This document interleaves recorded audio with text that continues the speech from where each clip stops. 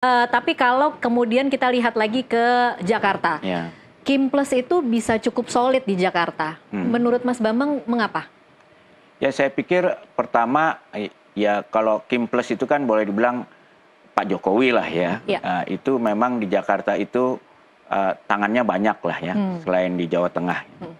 Sehingga dan kedua saya pikir memang ada kesamaan dari Kim Plus maupun dari PDIP, ada semacam ketakutan terhadap sosok seperti Anies Baswedan. Nah, ini karena menarik itu nih, Mas dianggap Bambang. sebagai ancaman buat mereka di masa depan. Ini menarik, Mas Bambang, karena kemudian kalau saya melihatnya, kan PDIP kemarin sebenarnya punya peluang untuk memajukan Anies. Kalau ibaratnya kalau kita pakai analogi, ini ada meriam, tapi dia pilih pakai revolver aja bertandingnya. Bukan pertandingan yang keras dan brutal, tapi PDIP memilih pertandingan yang mungkin ya agak lembut dan beradab lah ya, dengan menggunakan Pramono Anung dan Rano Karno.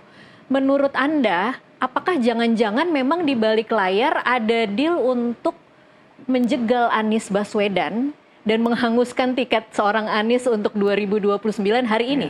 Itu sulit untuk dinafikan ya. Karena kalau kita lihat PDIP itu ada satu sandera kan oleh Kim, yaitu kalau seandainya mereka memajukan Anies, informasi yang beredar, maka undang-undang tentang siapa yang boleh jadi ketua DPR itu akan diubah.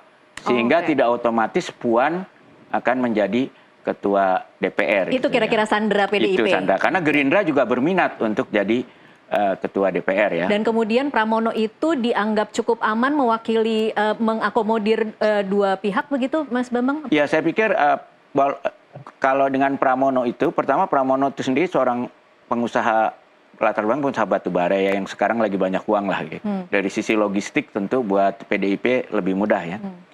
Dan kedua juga seperti yang Bang Rey bilang, ini kan sekarang ada momentum yang terutama di kota besar seperti Jakarta terasa anti Kim karena akibat dari revisi undang-undang pilkada kemarin. Ya. Sehingga tiba-tiba bisa banyak orang bukan karena mendukung Mas Pramono, tapi karena asal bukan Kim. Jadi ada asal bukan Kim gitu, apalagi tadi Mas Rey juga bilang, apalagi calonnya dari Persib kan, musuhnya Jakmania gitu kan, kira-kira. Jadi orang-orang itu gampang dipanasin. Masa Jakmania bisa memilih bobotohnya Persib gitu. Jadi awareness asal bukan Kim itu kemudian memudahkan untuk memilih. Jadi asal bukan Kim ini ditambah lagi asal bukan Ridwan Kamil itu menurut saya mulai terbentuk gitu. Kalau dengan pemahaman asal bukan Kim, artinya di berbagai daerah harusnya semua memisahkan diri dong dari Kim? Ya tergantung daerah itu kan berbeda ya. Pasalnya. Kalau Jakarta itu kan emang daerah yang penduduknya kritis. Kalau di daerah lain mungkin tidak sekritis itu ya. Mungkin faktor-faktor primordial lebih banyak berperan gitu ya.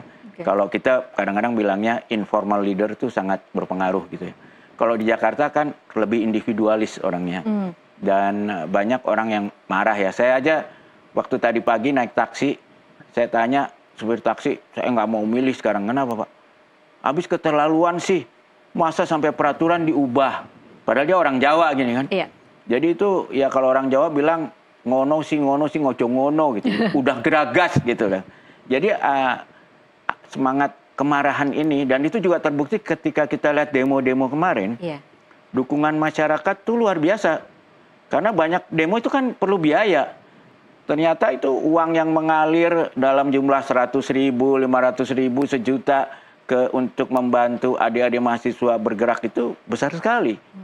Jadi itu kalau menurut saya menunjukkan, ya itu orang mungkin dia nggak mau demo, dia takut, tapi ya dia punya uang 100.000, dia transfer gitu.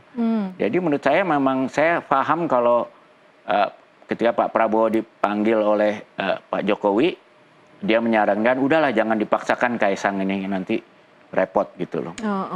Ya. Jadi, tapi kalau dengan pemikiran seperti itu, Mas Bambang, berarti Kim harus punya strategi lebih luar biasa lagi dong untuk Jakarta. Mengingat masyarakatnya kritis, tapi mereka masih dalam satu perahu. Ya, ini kan pemilunya November ya. Iya. Saya kira mau nggak mau Kim setelah 20 Oktober akan membuat kampanye menjauh dari Pak Jokowi. Karena kemarahan ini kan kepada keluarga Pak Jokowi, bukan pada Prabowo ya. Ya, jadi sama seperti ingat nggak waktu ada gelombang 212, kan kemarahannya pada Ahok, bukan pada Jokowi waktu itu. Sehingga waktu demonya besar pun Presiden Jokowi bisa datang ke tengah mereka sholat bersama gitu. Nah, posisi yang sama sekarang terjadi pada Kim ini. Kemarahan itu pada Pak Jokowi dan keluarganya, bukan pada parpol-parpolnya. Bukan pada Prabowo. Jadi kalau saya kira parpol Kim yang ingin menang ini setelah 20 Oktober menjelang November itu pasti mereka akan memberi sinyal kuat menjauh dari Pak Jokowi. Bahkan Pak Jokowi sudah merasakan sekarang kan. Kemarin di pidato di Nasdem dia bilang datang rame-rame, pulangnya sendirian ya. Tapi itu nggak bisa dihindarkan lah dalam sebuah perubahan ya, bukan khusus terjadi pada Pak Jokowi, tapi ya memang akan terjadi pada setiap perubahan kepemimpinan. Tapi ramai-ramai mau memisahkan dirinya baru bisa dilakukan setelah Oktober ya, tidak berani dilakukan sekarang. Ya, karena ya itu tadi yang seperti dinyatakan oleh Pak Prabowo, bukan oleh saya ya. Saya mengutip aja waktu di pidatonya depan PAN, memakai aparat intelijen, memakai aparat hukum ya untuk menekan supaya tidak ada lawan. Nah, itu kan cara-cara yang yang menurut Prabowo sendiri bukan cara-cara yang benar lah gitu. Oke.